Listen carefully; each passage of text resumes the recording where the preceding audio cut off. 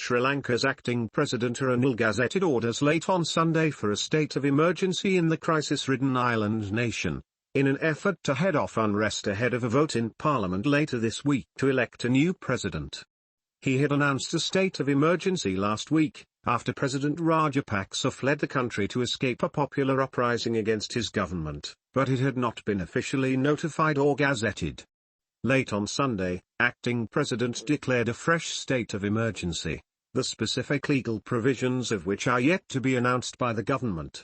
Rajapaksa fled to the Maldives and then Singapore last week after hundreds of thousands of anti-government protesters came out onto the streets of Colombo a week ago and occupied his official residence and office.